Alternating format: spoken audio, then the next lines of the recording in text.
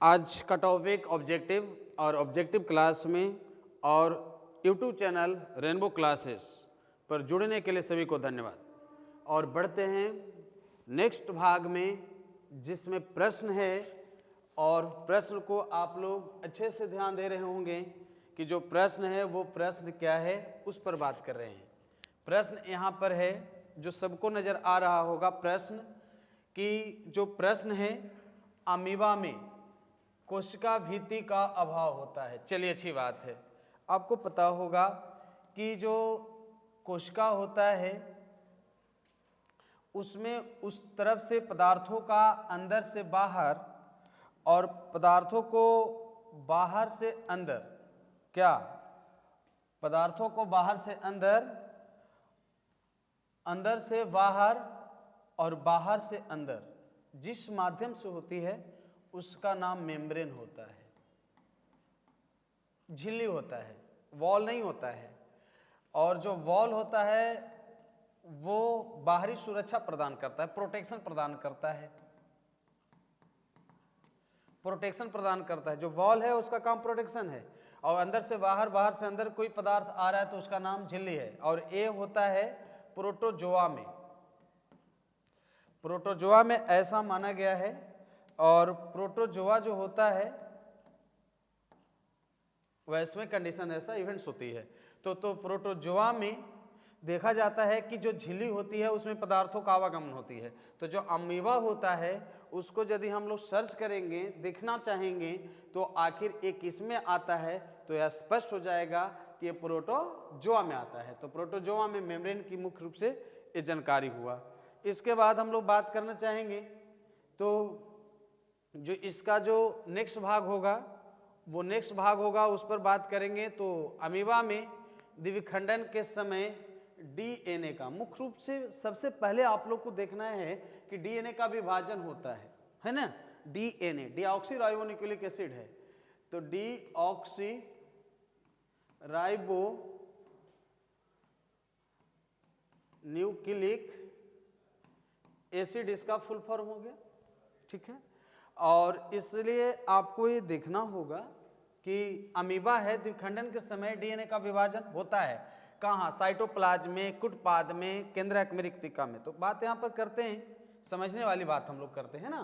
तो ये देखेंगे कि जो ये होती है, जो अंदर की रचना होती है, उस रचना में जब बात करेंगे तो इसका नाम जो होता है वो न्यूक्लियस होता है, न्यूक्लियस होता है। और इसके लिए हम लोग को ये देखना होगा कि जो न्यूक्लियस होती है, डीएनए जो होता है वो न्यूक्लियस में ही होता है, ठीक है। तो आखिर डीएनए कहाँ होता है? न्यूक्लियस में होता है। तो डीएनए का विभाजन होता है न्यूक्लियस में, तो न्यूक्लियस इसका सही आंसर हो जाएगा, केंद्रक में। क्लियर हो गया? कहीं दिक्कत ही नहीं होगी, बहुत अच्छे ढंग से आप लोग को समाधान हो जाएगा और आप लोग को आ भी रहा होगा अच्छे ढंग से। इसके बाद हम लोग बात करेंगे अमीबा में द्विखंडन किस स्तर पर होता है। चलिए ये भी आपको समझना होगा कि अमीबा में द्विखंडन किस स्तर पर होता है। चलिए इस पर भी हम लोग बात कर लेते हैं। तो देखिए अमीबा जो होता है, चाहे जिस तरह का आप रचना बना दीजिए वो अमीबा बन गया है ना। अमीबा जो होता है वो यूनिसेलुलर होता है, यूनिसेलुलर होता है। और यूनिसेलुलर एक कोशिकीय होते हैं, और एक कोशिकीय जो होता है वो सेल का जो लेवल है उस सेल का लेवल होती है। तो यहाँ पर ये समझना है कि जो सेल है वो सेल में विभाजन होता है। तो अमीबा में द्विखंडन किस स्तर पर होता है? तो सेल स्तर पर होता है, क्योंकि ये सेल के अंतर्गत है। तो यहाँ पर सही आंसर आपको सी हो जाएगा। यहाँ तक क्लियर हो गया?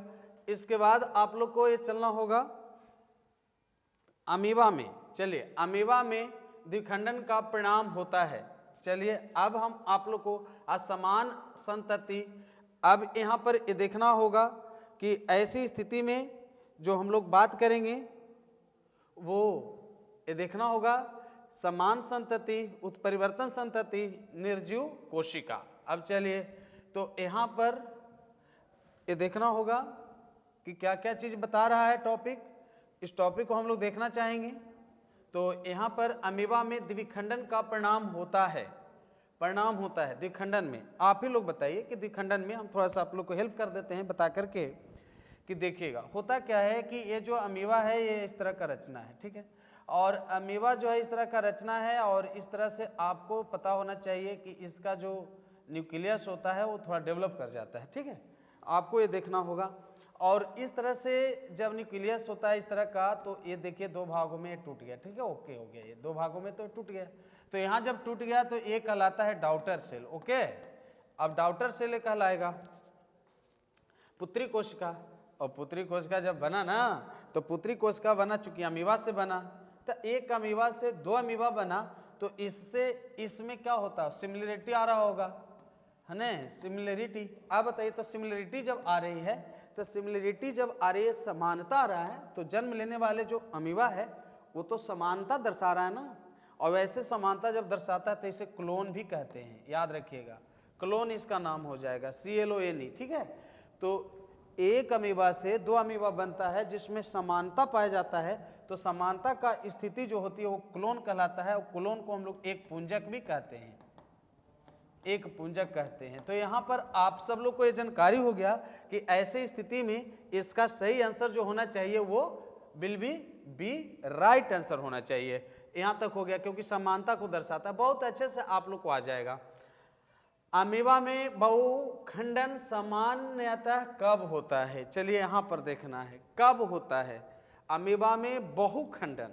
बहुत अच्छी बात है कि बहुखंडन सामान्यतः कब होता है, इसकी आंसर आपको मैंने इसके पहले वाले क्लास में अमीबा में द्विखंडन बताए थे। आज क्या है, मुख्य रूप से देखिए बहुखंडन है, बहुखंडन है ना, और बहुखंडन को समझना है। देखिए होता क्या है कि जो अमीबा है जब परिस्थितियां जब आती है ना इंसान के पास, तो न जाने किसको क्या कहने लगता है ना, इसी तरह से इसके साथ भी कुछ ऐसी ही स्थितियां बनी हुई है जो मानना है सबको। अब क्या है कि जब ये है, जब इसके लिए क्या होती है कि जब अनुकूल स्थिति आती है तो बेचारा खुद टूट जाता है, और टूट करके दो भागों में ये बढ़ जाता है, ओके, ये दो भागों में बढ़ जाता है, और इसका हर एक छोटा भाग एक सेल होता है। समान स्थिति में दो भागों में बट गया, ओके। लेकिन होता क्या है कि जब इसके लिए कहता है कि बहुखंडन हो, तो जब परिस्थितियां जब आती है तो ये कई लेयर बनाता है, प्रत्येक इसका लेयर जो है इसके लिए सिस्ट कहलाता है, सिस्ट, और सिस्ट कहलाता है। और जब परिस्थितियां जब इसके साथ खड़ा है तो ये सारा सिस्ट अपने में घुलने लगता है।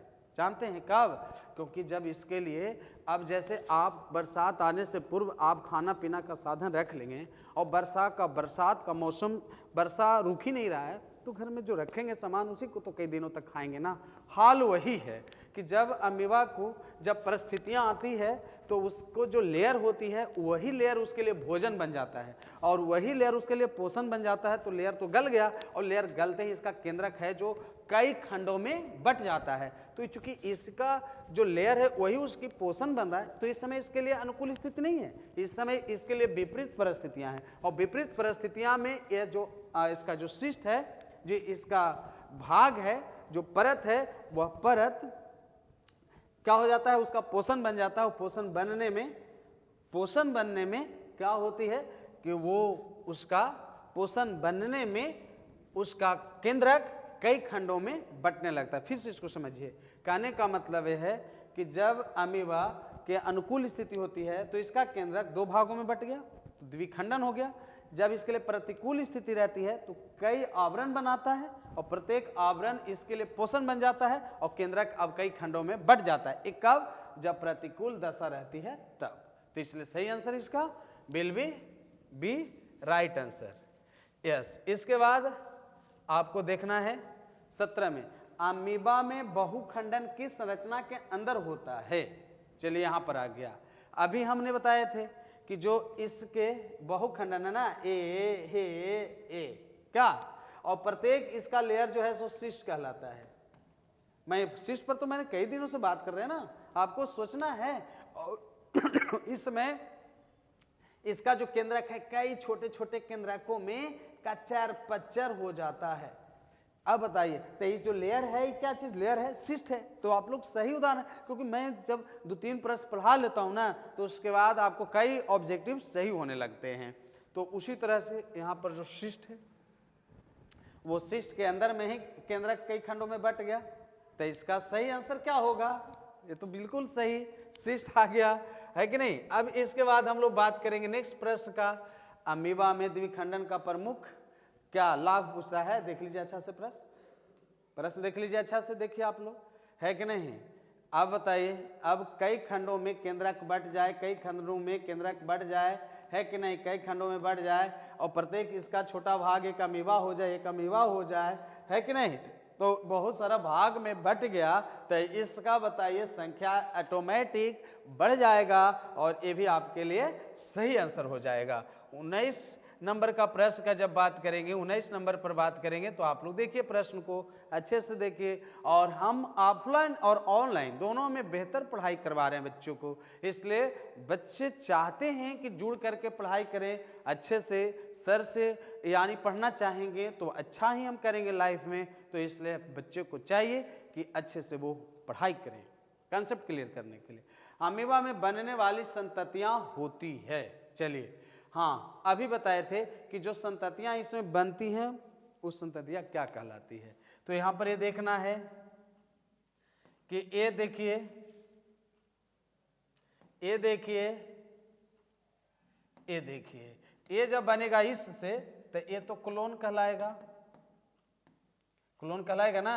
और जो क्लोन बनेगा वो क्लोन समान होता है, सिमिलर होता है, अभी बताया था ना कि सिमिलर होता है।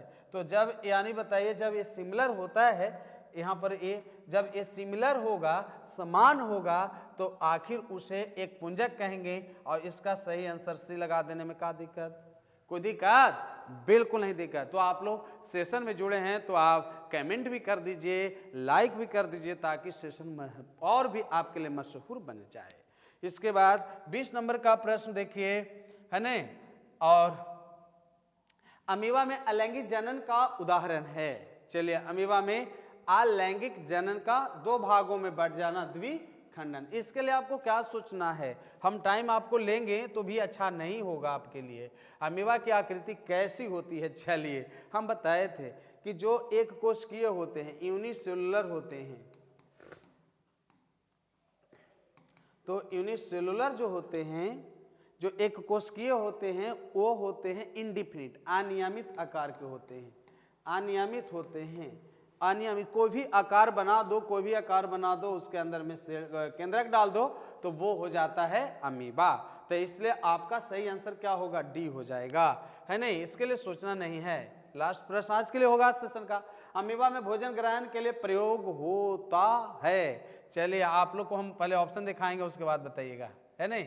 कोशिका भित्ति बिल्कुल नहीं है ही नहीं, तो केंद्र है, कृतियां, तो इसलिए बताइए कुटपाद कहने का मतलब कि वही कुटपाद जो उसके पोषण के लिए जो होता है, शिष्ट उसके जो आवरण होती है वही उसके लिए पोषण बन जाता है। तो यहाँ पर अमीबा में भोजन ग्रहण के लिए प्रयोग होता है कुटपाद का। तो आप लोग सही से आप लोग आंसर इसका देख लीजिए, यहाँ पर सी आंसर है और यही आपके लिए बेहतर हुआ। तो आप लोग तैयारी करते रहिए चैनल पर जुड़ करके हमारे साथ, और हम आपके लिए बिल्कुल सही और सही दिशा में तुम लोग से वर्क करवाते हैं। तो आप सब लोग जुड़ करके आप लोग हमेशा पढ़ाई करिए, अन्य बच्चे को भी जोड़ने का काम करिए। फिर मिलेंगे वीडियो के साथ, धन्यवाद।